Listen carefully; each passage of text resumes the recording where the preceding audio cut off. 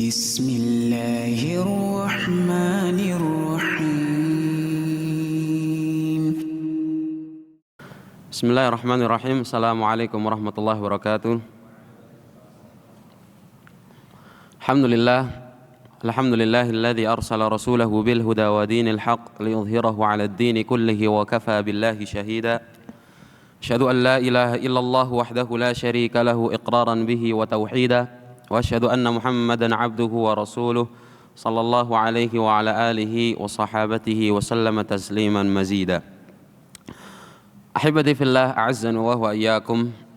Alhamdulillah, kembali kita berkumpul di Masjidil Aziz yang semoga senantiasa diberkahi oleh Allah Subhanahu wa taala untuk mengkaji sejarah biografi kehidupan Nabi sallallahu alaihi wasallam dan juga mengambil pelajaran-pelajaran dari sejarah beliau tersebut. Yang mana pada pertemuan sebelumnya kita sudah sampai pada tindakan-tindakan awal yang dilakukan oleh Nabi sallallahu alaihi wasallam setibanya beliau di kota Yathrib atau yang kemudian disebut dengan kota Al-Madinah atau Al-Madinah An-Nabawiyah. Ahibati fillah, azallahu wa iyyakum, kita sudah mempelajari 2 dari 3 tindakan yang dilakukan oleh Nabi sallallahu alaihi wasallam. Yang pertama yang beliau lakukan adalah membangun masjid. Hal yang pertama kali beliau lakukan adalah membangun masjid. Kemudian yang kedua adalah mempersaudarakan antara kaum muslimin dari kalangan muhajirin dengan kaum muslimin dari kalangan ansar. Dan Nabi SAW membuat perjanjian di antara kaum muslimin untuk mengajak mereka agar saling menghormati, saling mengasihi, saling menyayangi, saling menolong, dan lain sebagainya. Kemudian yang ketiga adalah dari tindakan yang dilakukan oleh Nabi sallallahu alaihi wasallam, yaitu membuat perjanjian atau perjanjian damai dengan orang-orang di luar kaum muslimin di kota Yathrib, dan dalam hal ini mereka adalah orang-orang orang-orang Yahudi. Orang-orang Yahudi yang tinggal di kota Al-Madinah. Mereka orang-orang Yahudi yang tinggal di Madinah atau secara lebih luas di Jaziratul Arab. Mereka adalah bangsa Yahudi yang terusir dari tanah Syam. Yang mana di tanah Syam berkuasa Raja Romawi, kemudian Raja Romawi ini mulai menzalimi orang-orang Yahudi, orang-orang Yahudi diperangi, orang-orang Yahudi dibunuh, orang-orang Yahudi dibantai. Maka dari itu banyak dari mereka yang kemudian pergi kabur mengungsi ke daerah Jaziratul Arab. Di antaranya adalah 3 kabilah besar, yaitu Bani Qainuqa', Bani Quraidah, dan juga Bani An-Nadhir. Yang mana ketiga kabilah tersebut mereka semua tinggal di Al-Madinah. Maka Nabi SAW selain beliau dalam membangun tatanan negara Islam yang baru, selain beliau mempersaudarakan antara kaum muslimin dari kalangan muhajirin dan ansar, beliau SAW juga membuat perjanjian damai dengan warga sekitar Madinah yang mana mereka bukan dari kalangan kaum muslimin. Haibati fillah, azallahu wa iyyakum.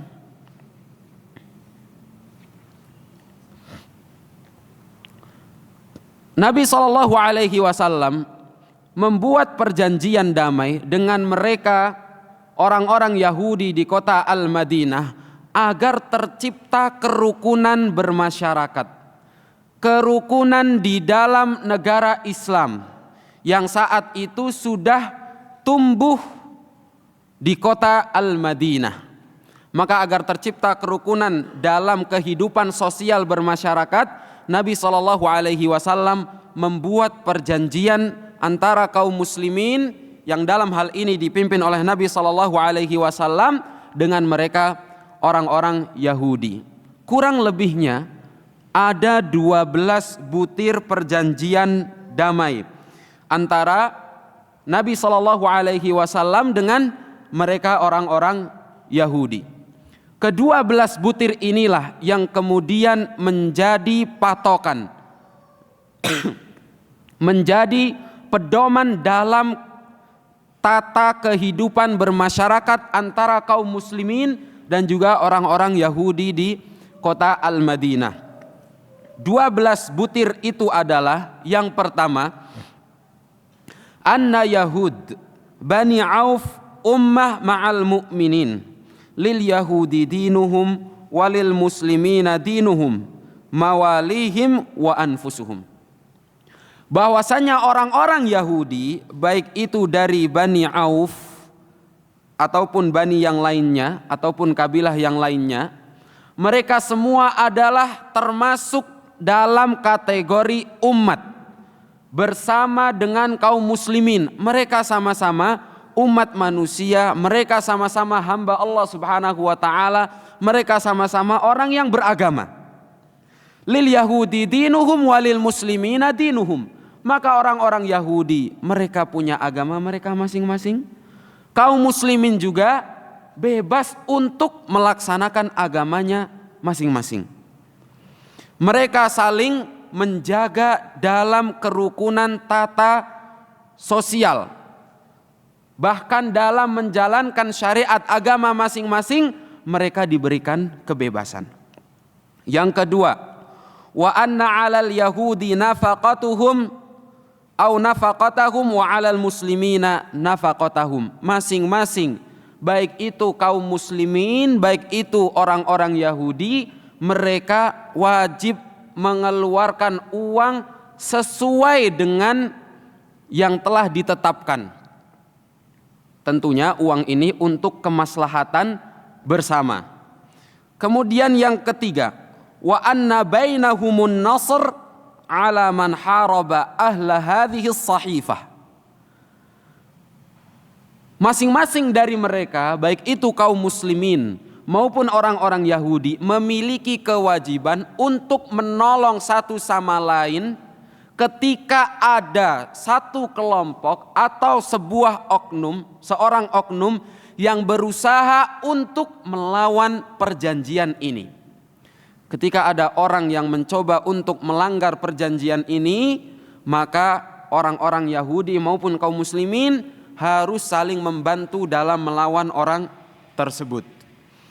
Kemudian yang keempat, wa anna bainahumun nusha wan nasihah wal bir dunal itsm. Yang ada di antara mereka adalah saling menasehati, adalah perbuatan baik antara satu dengan yang lainnya tanpa menzalimi satu sama lain. Yang kelima, wa annahu la ya'thamu mru'un bihalifihi.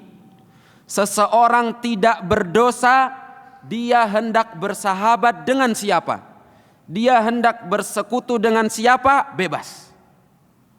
Kemudian yang keenam, wa annan nasra lil mazlum. Pertolongan itu bagi siapapun yang terzalimi. Ketika yang terzalimi dari orang Yahudi, maka dia wajib untuk ditolong. Ketika yang terzalimi dari kalangan kaum muslimin, ia juga wajib untuk ditolong. Jadi siapapun yang terzalimi, baik itu dari kalangan kaum muslimin maupun orang Yahudi, itu wajib untuk ditolong. Kemudian yang ketujuh, wa annal yahud yunfiquna ma'al mu'minin madamu muharibin. Orang-orang Yahudi wajib mengeluarkan uang selama mereka masih termasuk muharibin, yaitu orang kafir yang tidak mau, yang enggan untuk masuk ke dalam agama Islam. Orang-orang kafir yang melawan agama Islam. Kemudian yang kedelapan, wa anna Yathrib haramun jaufuha li ahli hadhihi sahifah. Kota Yathrib atau kota Al-Madinah itu terlarang, itu haram untuk dinodai dalamnya bagi orang-orang yang memegang teguh perjanjian ini. Tidak boleh melakukan kezaliman, tidak boleh melanggar peraturan-peraturan ini di dalam kota Al-Madinah atau kota Yathrib. Yang kesembilan, wa annahu ma kana baina ahli hadhihi as-sahifah min hadath aw shijar yukhafu fasaduhu fa inna maraddahu ila Allah wa ila Muhammadin Rasulillah sallallahu alaihi wasallam. Ketika terjadi suatu pertikaian, suatu masalah, kemudian ditakutkan akan terjadi kerusakan dikarenakan masalah tersebut, maka hal itu kembali kepada Allah Subhanahu wa taala dan juga Nabi sallallahu alaihi wasallam. Dalam perkara hukum dikembalikan kepada Allah Subhanahu wa taala dan juga kepada Nabi sallallahu alaihi wasallam. Yang ke-10, wa annahu la tujaru Quraisyun wala man nasaraha. Orang-orang kufar Quraisy itu tidak berhak untuk dilindungi. Wala man nasaraha, dan siapapun yang menolong mereka juga tidak berhak untuk dilindungi. Yang ke-11, wa anna bainahumun nasr ala man dahama Yathrib ala kulli unasin hissatuhum man janabahum alladhi qibalahum. Masing-masing dari kaum muslimin maupun orang-orang Yahudi wajib saling menolong antara satu dengan yang lainnya ketika ada orang yang hendak menyerang Madinah. Baik itu menyerang orang-orang Yahudi, menyerang perkampungan Yahudi maupun menyerang perkampungan kaum muslimin. Ketika ada sebuah daerah, baik itu milik kaum muslimin maupun milik Yahudi, diserang oleh suatu kelompok atau suatu golongan, maka kaum muslimin ataupun Yahudi wajib saling menolong untuk melawan penyerang tersebut. Kemudian yang terakhir, wa annahu la yahulu hadzal kitab duna zalimin au athim. Orang yang zalim, orang yang berdosa itu tidak berhak mengatasnamakan perjanjian ini. Tidak boleh dilindungi atas nama perjanjian ini. Perjanjian ini tidak akan menjadi penghalang bagi orang-orang yang zalim maupun orang-orang yang berdosa untuk dihukum. Siapapun dari mereka, baik itu kaum muslimin maupun orang-orang Yahudi, ketika mereka melanggar perjanjian ini, maka mereka berhak untuk mendapatkan hukuman. Haibati fillah azza wa iyyakum, dengan perjanjian ini atau dengan adanya perjanjian ini, terciptalah kehidupan yang rukun, terciptalah kehidupan yang damai di kota Al-Madinah, di kota Madinatun Nabi sallallahu alaihi wasallam, sehingga timbullah benih-benih pengkhianatan dari mereka orang-orang Yahudi. Dan memang sudah, bukan wajar ya, tapi bahkan sesuatu yang sudah terwariskan dari zaman dahulu, dari leluhur-leluhur mereka sampai zaman Nabi Shallallahu Alaihi Wasallam, sampai di hari kita saat ini, atau bahkan sampai nanti hingga hari kiamat, tabiat orang-orang Yahudi adalah al-ghadr, berkhianat. Jangankan sesama manusia, manusia biasa, Nabi saja mereka hianati. Bahkan Allah Subhanahu wa taala, mereka bertindak kurang ajar terhadap Allah Subhanahu wa taala. Mereka mengatakan ketika diperintahkan oleh Musa, mereka diperintahkan untuk berperang bersama dengan Musa, memerangi Baitul Maqdis, penghuni Baitul Maqdis, untuk kemudian membebaskan Baitul Maqdis, memerangi orang-orang Jababirah yang berbuat kerusakan di Baitul Maqdis. Apa yang mereka katakan? Idhab anta wa rabbuka faqatila innaha huna qa'idun. Musa, udah ente pergi sana sama Tuhan ente. Udah kita di sini aja duduk-duduk. Ente kan nabi, udah sana pergi sama Tuhan ente. Kalau ente udah menang, nanti kasih tahu kita masuk Baitul Maqdis. Betapa kurang ajarnya orang-orang Yahudi.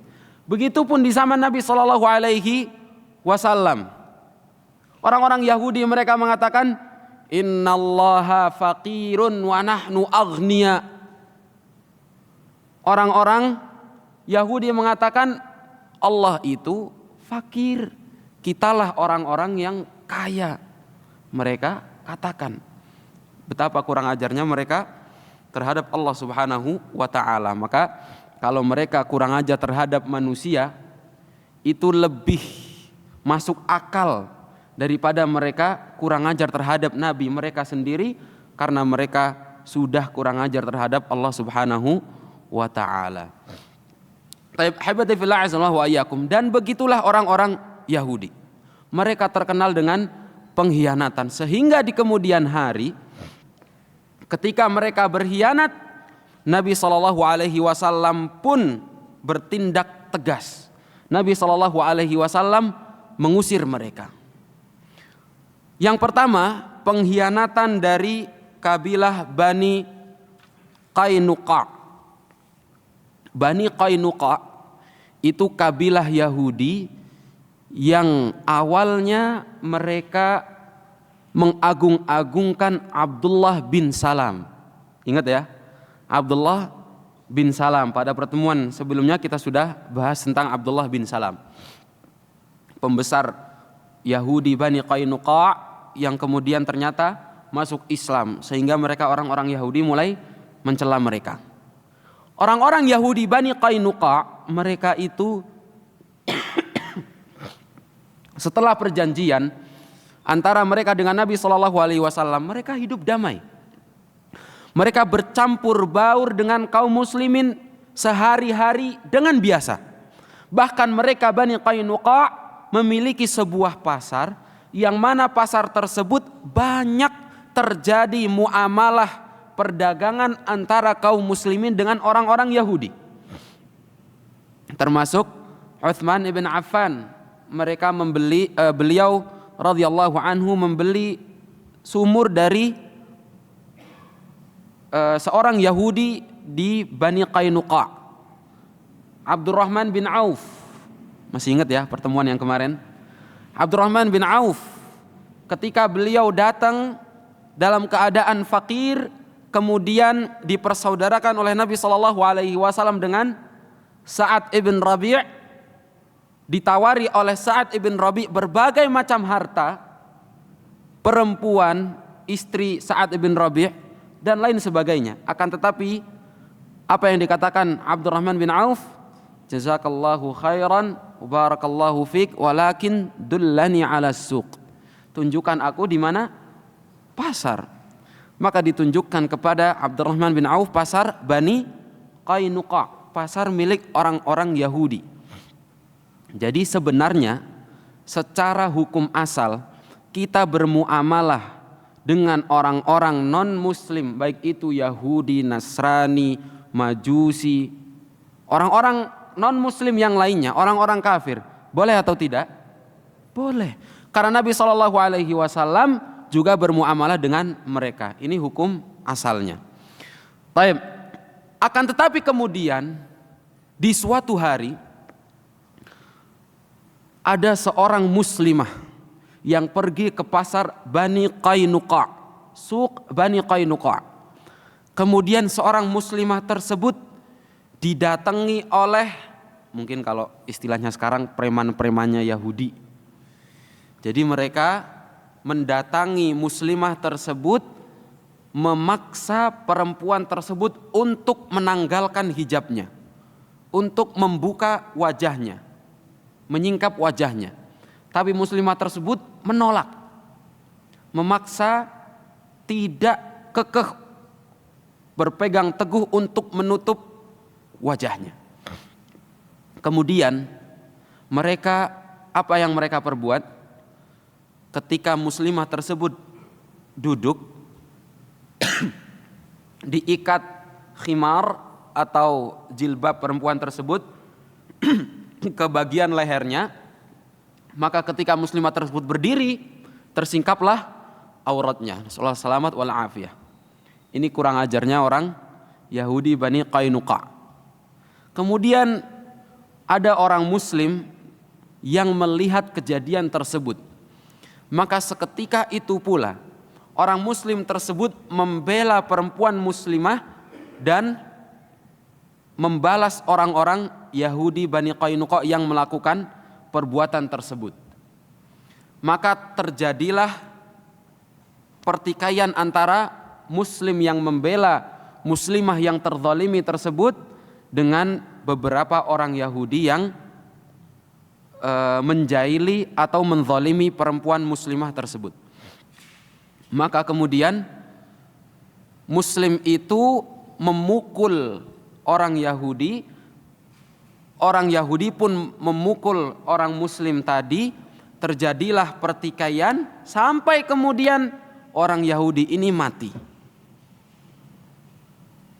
Mereka adu jotos sampai orang Yahudi ini mati.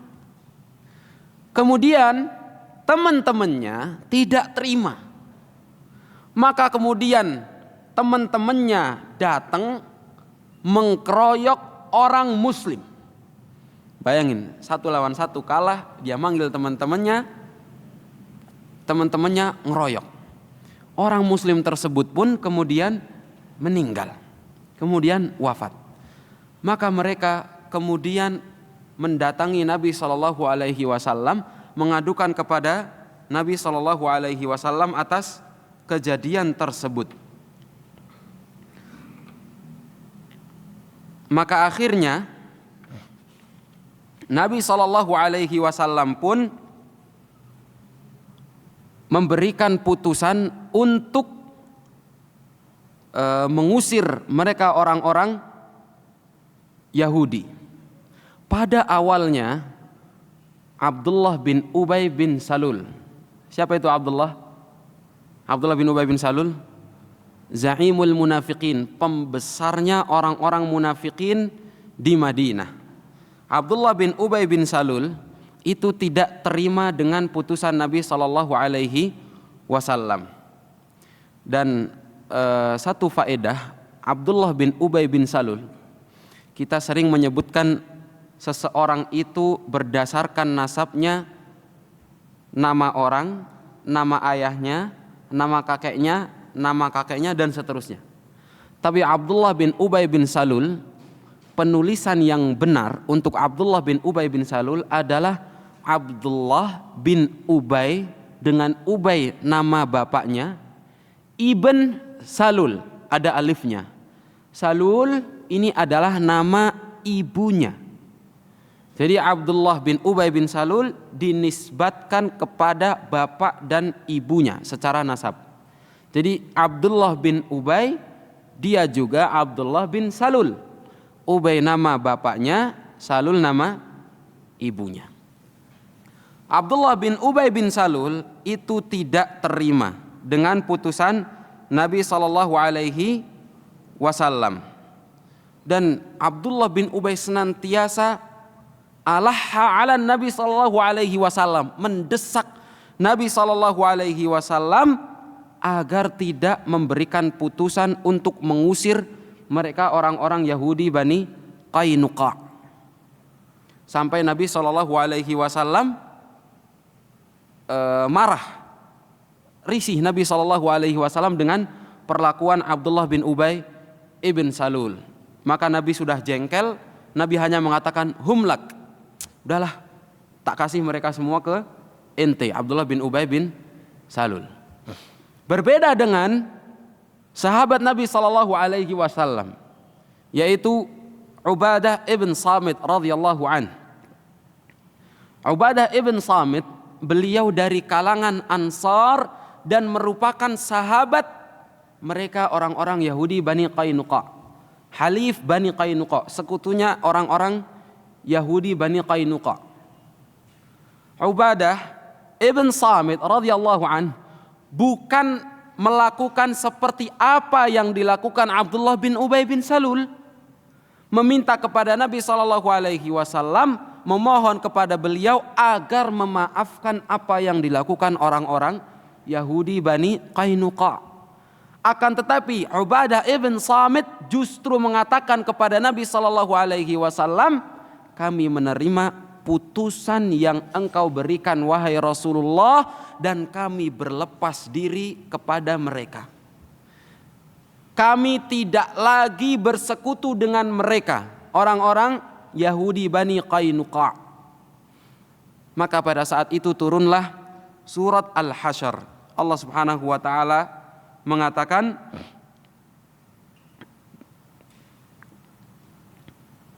ya ayyuhalladzina amanu la tattakhidhu aduwwi wa aduwwakum awliya. Ya ayyuhalladzina amanu, wahai orang-orang yang beriman, la tattakhidhu aduwwi wa aduwwakum awliya.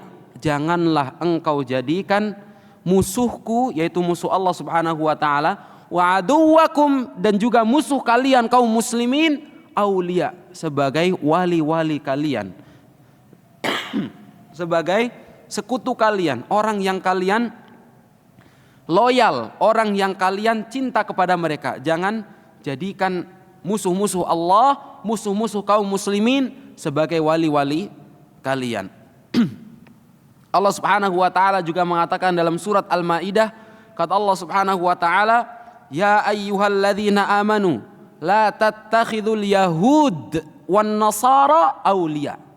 Wahai orang-orang yang beriman, janganlah kalian jadikan mereka orang-orang Yahudi dan juga orang-orang Nasrani sebagai aulia, sebagai wali-wali kalian, pemimpin-pemimpin kalian, orang-orang yang kalian loyal kepada mereka, orang-orang yang kalian cintai. Jangan jadikan orang-orang Yahudi maupun orang-orang Nasrani wali-wali kalian. Ba'duhum awliya'u ba'd. Sebagian dari mereka merupakan wali bagi sebagian yang lain. Wa may yatawallahum minkum fa innahu minhum innallaha la yahdil qaumadz zalimin. Karena barang siapa yang menjadikan mereka sebagai walinya, maka mereka sudah termasuk bagian dari orang-orang Yahudi maupun Nasrani tersebut. Sesungguhnya Allah Subhanahu wa taala tidak memberikan hidayah kepada orang-orang yang zalim. Maka kemudian Nabi SAW tetap memerintahkan kaum muslimin untuk mengusir mereka orang-orang Yahudi Bani Qainuqa dari Al-Madinah, sehingga mereka kemudian terusir dari Madinah. Mereka terusir pergi dari meninggalkan kota Madinah dengan hanya membawa tunggangan mereka dan juga barang-barang milik mereka yang cukup untuk dibawa. Yang cukup untuk dibawa. Adapun yang tidak cukup untuk dibawa, maka mereka tinggalkan di rumah-rumah mereka masing-masing. Inilah yang terjadi dengan Bani Qainuqa. Kemudian yang kedua adalah Yahudi Bani An-Nadhir. Orang-orang Yahudi Bani An-Nadhir, pimpinan mereka adalah Huyai bin Akhtab. Huyai bin Akhtab. Huyai bin Akhtab ini memiliki seorang putri yang bernama Safiyah, yang kemudian dinikahi oleh Nabi SAW setelah perang Khaybar. Sebelum perang Khaybar, bahkan jauh sebelum itu, di awal-awal Nabi SAW datang ke Madinah, kemudian mengadakan perjanjian damai antara kaum muslimin dengan orang-orang Yahudi. Kabilah Yahudi Bani Nadhir, mereka berniat untuk mengkhianati perjanjian damai dengan Nabi SAW. Apa yang mereka lakukan? Mereka mengirimkan beberapa orang untuk berunding dengan Nabi SAW dan juga para sahabatnya. Akan tetapi mereka sudah merencanakan untuk membunuh Nabi SAW. Jadi mereka mengatakan untuk berunding secara damai, akan tetapi mereka sudah menyiapkan senjata untuk kemudian membunuh Nabi SAW. Maka kemudian salah seorang dari kaum muslimin ada seorang perempuan yang mana saudaranya salah seorang perempuan Yahudi yang mana saudaranya merupakan dari kaum muslimin. Kemudian perempuan tersebut menghabarkan kepada saudaranya yang mana dari kaum muslimin untuk mengabarkan Nabi sallallahu alaihi wasallam. Dan Nabi sallallahu alaihi wasallam pun mengetahui makar atau mengetahui rencana buruk mereka. Sehingga Nabi sallallahu alaihi wasallam menolak untuk berdiskusi, menolak untuk berunding dengan mereka. Kemudian sebab yang kedua atau pengkhianatan yang kedua dari kabilah Bani An-Nadhir, mereka sudah merencanakan untuk melempari Nabi sallallahu alaihi wasallam dengan batu besar. Ingin membunuh Nabi sallallahu alaihi wasallam, melempar Nabi sallallahu alaihi wasallam dengan batu dari atas bangunan. Mereka membawa batu ke atas bangunan, kemudian hendak melempar Nabi sallallahu alaihi wasallam saat beliau sallallahu alaihi wasallam lewat. Akan tetapi Nabi sallallahu alaihi wasallam sudah mengetahui makar mereka dari malaikat Jibril, dari Allah Subhanahu wa taala yang menyampaikan kepada malaikat Jibril mengatakan kepada Nabi sallallahu alaihi wasallam rencana busuk orang-orang Yahudi Bani An-Nadhir, sehingga Nabi sallallahu alaihi wasallam kemudian tidak melewati jalan tersebut dan Nabi sallallahu alaihi wasallam mengumpulkan para sahabatnya untuk kemudian mengusir orang-orang Bani An-Nadhir. Nabi sallallahu alaihi wasallam bersama para sahabatnya mengepung perkampungan Bani Nadhir selama kurang lebih 6 malam. Mereka pada awalnya bersikukuh untuk tetap tinggal di Al-Madinah. Bahkan Abdullah bin Ubay bin Salul pun memberikan motivasi, menyemangati mereka orang-orang Bani Nadhir untuk menetap di Madinah. Kalian jangan mau diusir Muhammad, udah tinggal di sini aja. Akan tetapi mereka tidak kuasa untuk menahan kepungan dari Nabi sallallahu alaihi wasallam dan juga para sahabatnya, sehingga mereka kemudian terusir dan pergilah mereka ke daerah Khaybar. Mereka pergi ke wilayah Khaybar, berkumpul bersama dengan orang-orang Yahudi Khaybar. Ini adalah akhir dari kehidupan orang-orang Yahudi Bani Nadhir di Madinah. Kemudian yang ketiga adalah kabilah Bani Quraidah. Kabilah Yahudi Bani Quraidah insyaallah ta'ala akan kita bahas pada pertemuan yang membahas Ghazwatul Ahzab, peperangan Ahzab atau perang Khandaq. Karena Yahudi Bani Quraidah itu sangat berkaitan erat dengan Ghazwatul Ahzab, yang mana mereka merupakan salah satu personil dari Al-Ahzab. Al-Ahzab itu merupakan perkumpulan dari orang-orang musyrikin, orang-orang Yahudi Bani Quraidah dan juga orang-orang munafikin yang dipimpin oleh Abdullah bin Ubay bin Salul. Insyaallah tentang orang-orang Yahudi Bani Quraidah akan kita bahas pada pertemuan Ghazwatul Ahzab. Karena sudah masuk waktu Isya, maka silakan adzan, kemudian kita melaksanakan sholat Isya secara berjamaah dan muhadarah kita lanjutkan selepas Isya biidznillah ta'ala. Bismillah, alhamdulillah, wassalatu wassalamu ala rasulillah, amma ba'd. Habibati fillah, azallahu wa iyyakum. Dari apa yang dilakukan oleh Nabi sallallahu alaihi wasallam dengan membuat perjanjian damai dengan orang-orang Yahudi yang tinggal di Al-Madinah, dan juga dari kisah bagaimana pengkhianatan mereka orang-orang Yahudi Bani Qainuqa maupun Bani An-Nadhir, kita dapat mengambil beberapa pelajaran.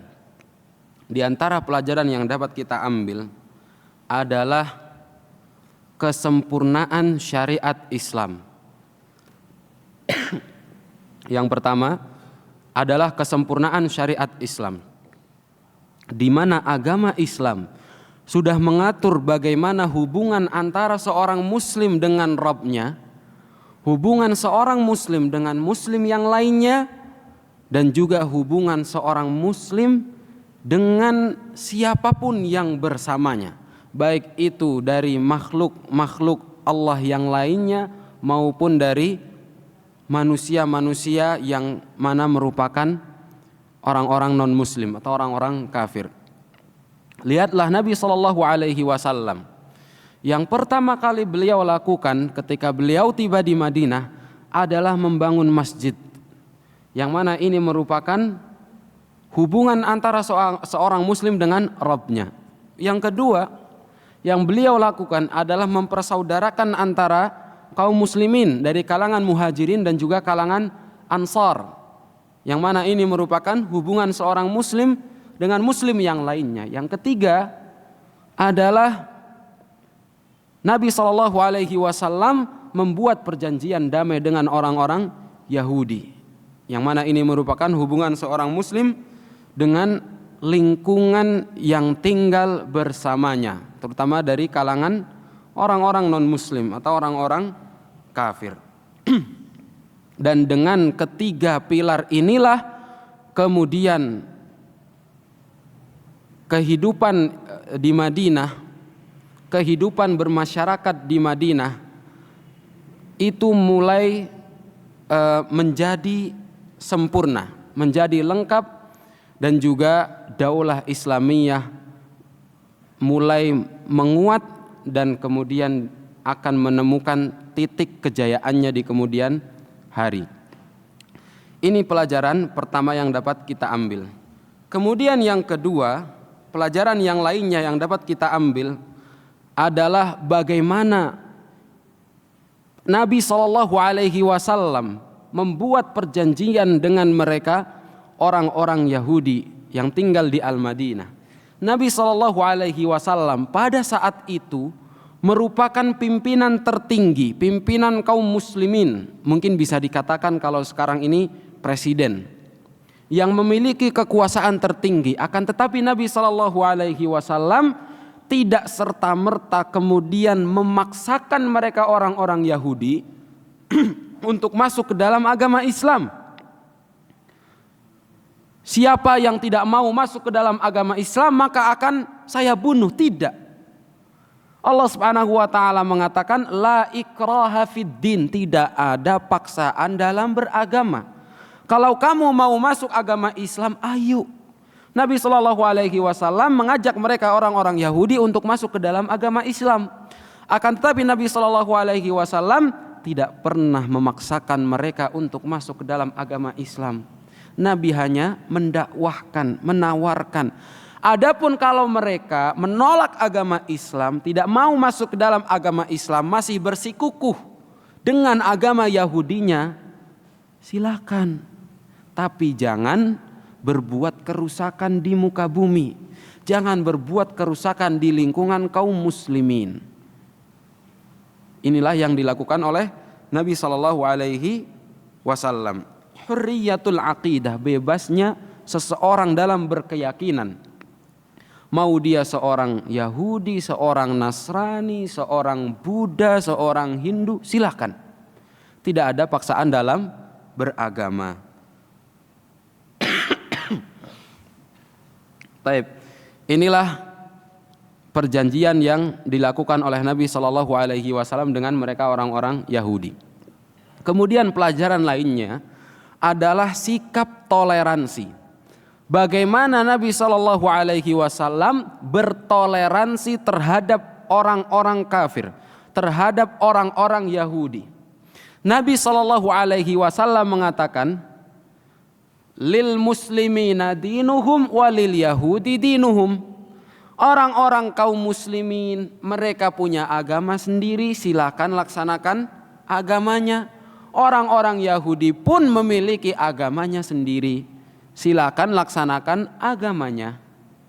Allah Subhanahu wa taala mengatakan dalam surat Al-Kafirun, lakum dinukum waliyadin. Bagi kalian agama kalian, bagi kami, bagi saya agama kami atau agama saya. Maka tidak ada paksaan dalam beragama, dan juga seseorang tidak berarti ketika dia bertoleransi dengan orang lain kemudian dia mengikuti agama orang lain. Saya contohkan misalkan yang sekarang kita sedang berada di dalamnya pada waktu tersebut dan sering berulang setiap tahunnya. Natal misalkan, sering banget ada pertanyaan, apa hukum ikut merayakan Natal, ikut menyelamati orang-orang Nasrani dan lain sebagainya. Sudah jelas. Setiap tahun berulang-ulang padahal sudah jelas. Dalam Islam at-tasamuh, bertoleransi itu wajib karena tidak ada paksaan dalam beragama. Tapi bukan berarti dengan toleransi kita saling mengikuti orang-orang muslim. Kalau lagi Natal ikut merayakan Natal. Orang-orang Nasrani kalau sedang Idul Fitri, Idul Adha ikut merayakan. Kemarin saja waktu Idul Adha, Idul Fitri saya ikut merayakan bersama kalian. Masa kalian tidak mau merayakan bersama saya sekarang Natal? Ya tidak. Ini toleransi yang kebablasan. Pada ujungnya persis seperti yang ditawarkan oleh kaum orang-orang kufar Quraisy terhadap Nabi Shallallahu Alaihi Wasallam. Kamu ikuti saya 1 tahun, saya ikuti kamu 1 tahun. Cuman beda jangka waktunya. Saya ikuti kamu waktu Idul Fitri, Idul Adha, kamu juga harus ikuti saya saat Natal. Tidak. Jadi toleransi itu wajib, tapi bukan berarti kemudian kebablasan sampai melanggar norma-norma dalam syariat Islam. Taib. Kemudian pelajaran yang lainnya adalah wujubul wafa bil uhud. Wajibnya menepati janji. Menjaga perjanjian. Lihatlah, Nabi SAW ketika beliau membuat perjanjian dengan orang-orang Yahudi, tidak ada pengkhianatan dari Nabi SAW maupun dari kaum muslimin. Siapa yang melanggar janji? Mereka orang-orang Yahudi. Dan ini sudah merupakan sifat mereka. Makanya kalau ada kaum muslimin yang suka melanggar janji, maka dia dalam dirinya terdapat sifat-sifat mereka orang-orang Yahudi, bahkan sifat-sifat atau sifat-sifat orang munafik. Dalam sebuah hadis Nabi SAW mengatakan, arba'un man kunna fihi kana munafiqan khalisan. Ada 4 perkara, kalau keempat-empatnya itu ada pada diri seseorang, maka dia merupakan seorang munafik tulen. Tapi kalau hanya ada 1 atau beberapa dari 4 sifat tersebut dalam diri seseorang, maka dia dikatakan dalam dirinya terdapat perangai seorang munafik. Salah satu dari 4 perkara ini adalah idza ahada ghadara. Ketika dia berjanji, dia mengingkari. Dan Nabi SAW telah mencontohkan kepada kita ketika membuat perjanjian, meskipun itu dengan seorang kafir, meskipun itu dengan orang-orang non-muslim. Nabi SAW membuat perjanjian dengan orang Yahudi, orang-orang kafir, tapi Nabi SAW tidak mengingkari perjanjian tersebut dengan dalih, orang kafir gini nggak apa-apa. Tidak. Nabi SAW tetap menepati janji beliau. Allah Subhanahu wa taala mengatakan, ya ayyuhalladzina amanu aufu bil uqud. Wahai orang-orang yang beriman, tepatilah akad-akad kalian. Akad-akad yang kalian sepakati, tepatilah, berpegang teguhlah, jangan kalian ingkari. Dalam ayat lain Allah juga mengatakan, wa aufu bi ahdillahi idza ahadtum.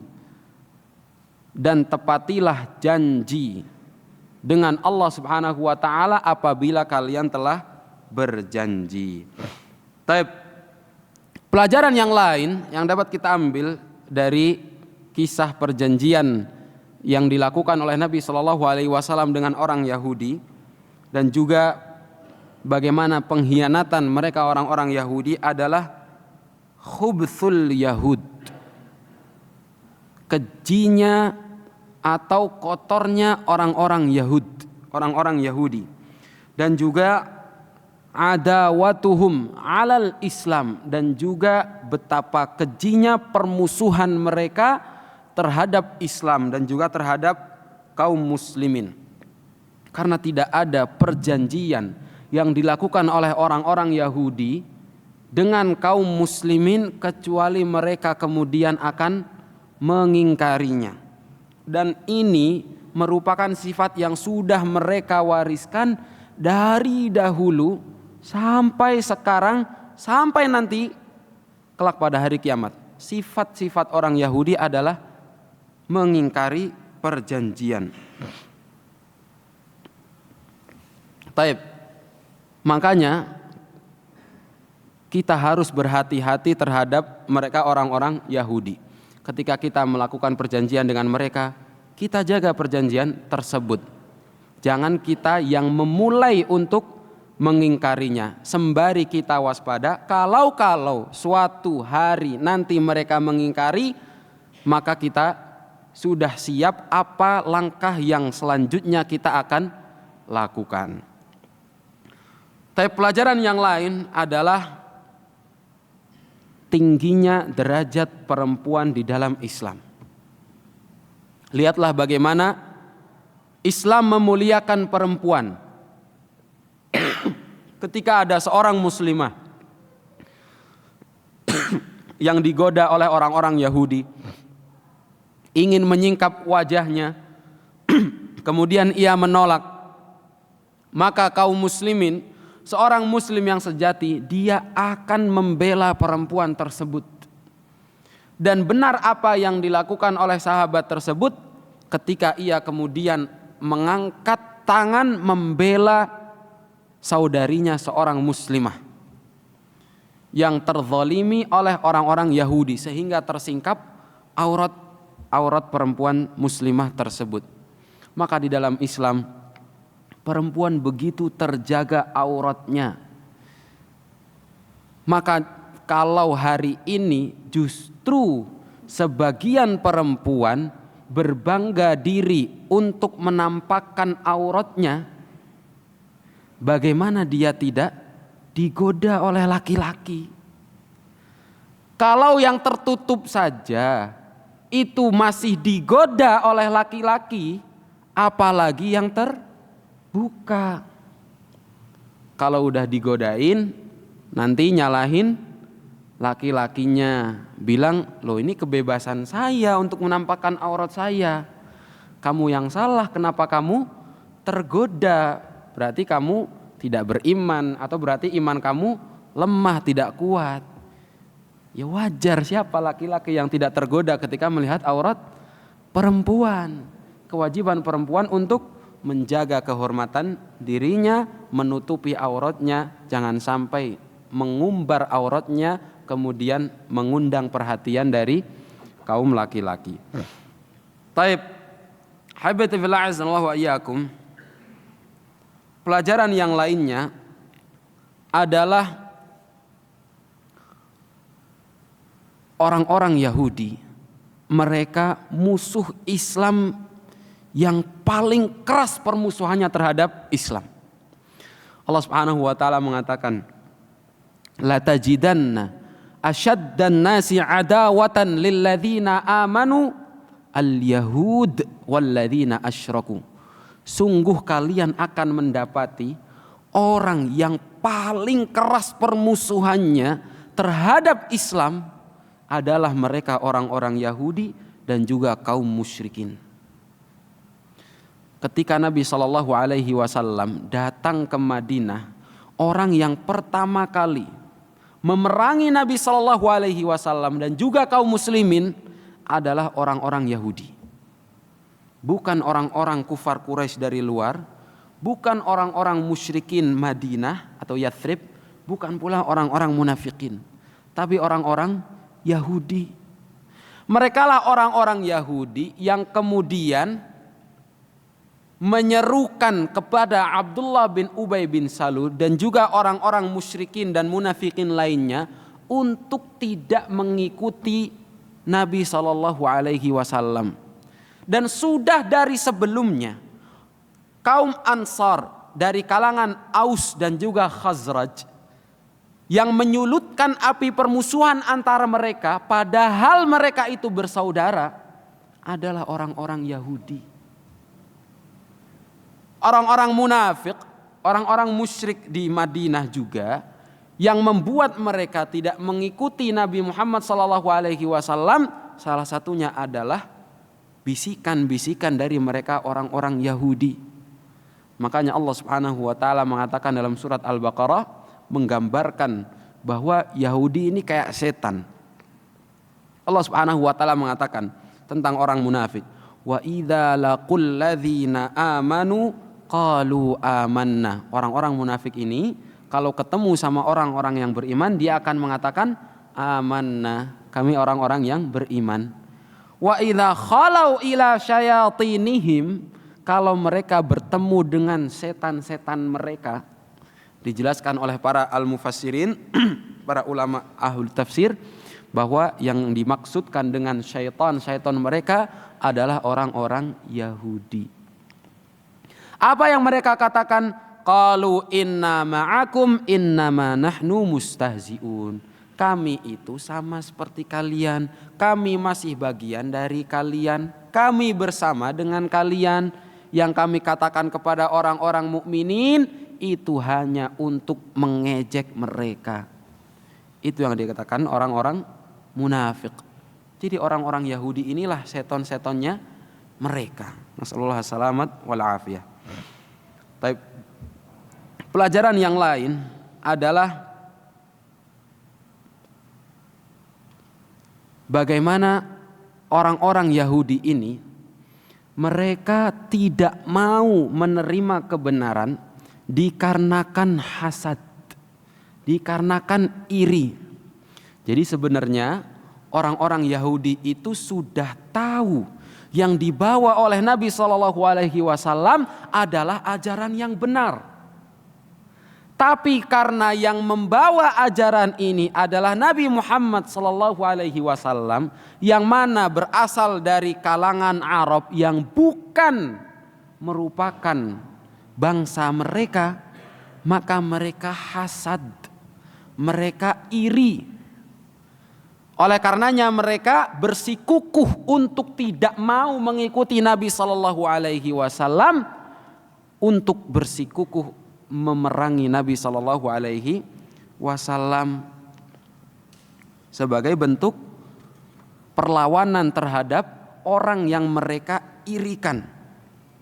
Allah Subhanahu wa taala mengatakan, wadda katsirun min ahlil kitab law yaruddunakum min ba'di imanikum kuffara hasadan min indi anfusihim. Banyak dari orang-orang ahlul kitab itu suka kalau kalian kembali kepada kekufuran. Mengapa? Hasadan min indi anfusihim, sebagai bentuk hasad. Oh, nabinya bukan dari kita, ya udah kita tidak mau terima. Nggak apa-apa deh kita celaka, kita cari teman buat celaka bareng-bareng. Kan gitu. Orang kalau gagal kan biasanya nyari temen serumpun nih, mana yang gagal juga. Oh, ini kelompok saya. Orang-orang Yahudi, nabinya bukan dari mereka, mereka udah tahu, mereka itu paham loh. Kalau ajaran yang mereka pegang itu ajaran yang salah, ajaran yang sudah diubah dari apa yang dibawakan oleh Nabi Musa dahulu. Mereka tahu mereka salah, dan yang benar adalah apa yang dibawa oleh Nabi SAW. Tapi mereka tidak mau ikuti. Mereka tahu mereka celaka, mereka cari teman sebanyak-banyaknya untuk celaka bareng-bareng. Inilah syaitan-syaitan orang-orang Yahudi. Taib, habibati fillah azanallahu wa iyyakum.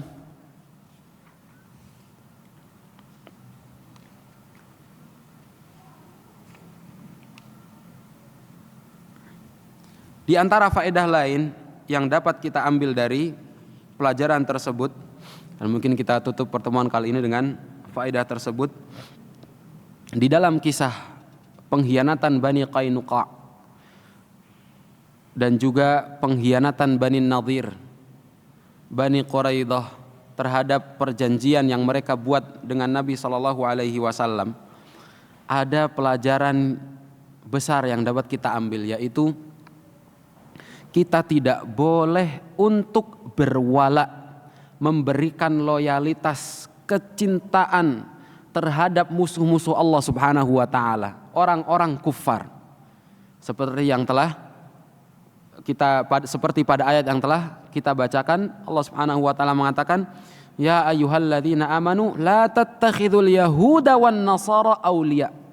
Jangan jadikan orang-orang Yahudi maupun orang-orang Nasrani itu sebagai wali-wali kalian, orang-orang yang kalian cintai, orang-orang yang kalian loyali. Jangan.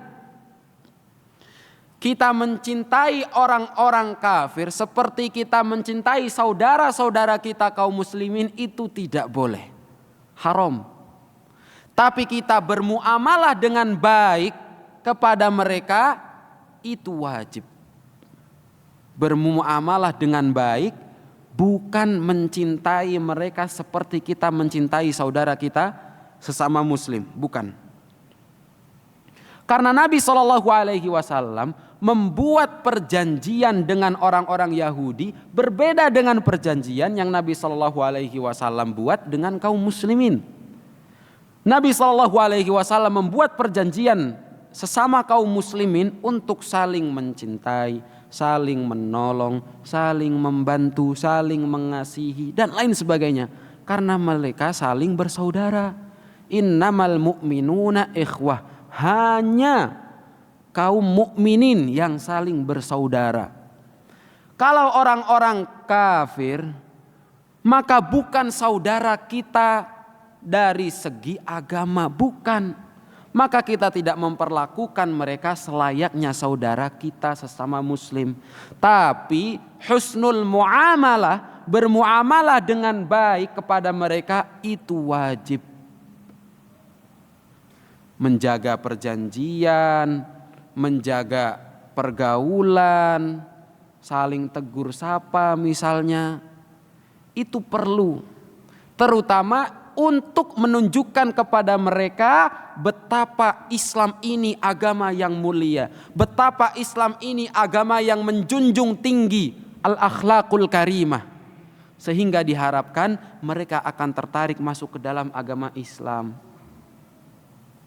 Jangan malah dicap, oh kalau orang Islam itu anarki, oh kalau orang Islam itu keras, tidak mau senyum, tidak mau sapa.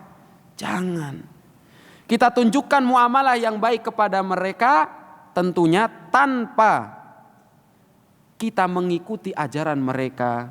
Kita tetap bertoleransi terhadap mereka, sehingga diharapkan mereka tertarik dengan agama Islam, mereka di kemudian hari mendapatkan hidayah dan Allah Subhanahu wa taala selamatkan mereka dari siksa api neraka. Semoga Allah Subhanahu wa taala senantiasa memberikan taufik kepada kita semua untuk menuntut ilmu, untuk mengamalkan ilmu yang kita ajarkan, dan juga untuk mendakwahkan ilmu yang telah kita dapatkan. Allahumma qsim lana min khasyatika ma tahulu bihi bainana wa baina ma'siyatik, wa min ta'atika ma tuballighuna bihi jannatak, wa minal yaqini ma tuhawwinu bihi alaina musa'ibad dunya, wa mati'na Allahumma bi asma'ina wa absarina wa quwwatina abadan ma abqaitana, waj'alhu al-waritha minna waj'al tha'rana 'ala man zalamana wansurna 'ala man 'adana wa la taj'al musibatana fi dinina wa la taj'alid dunya akbar hammina wa la mablagha 'ilmina wa la tusallit 'alaina Allahumma bi dhunubina man la yakhafuka fina wa la yarhamuna. Aqulu qawli hadha wa akhiru da'wana alhamdulillahi rabbil alamin. Sallallahu wasallam barak ala nabiyina Muhammad wa ala alihi wa sahabatihi ajma'in. Assalamu alaikum warahmatullahi wabarakatuh.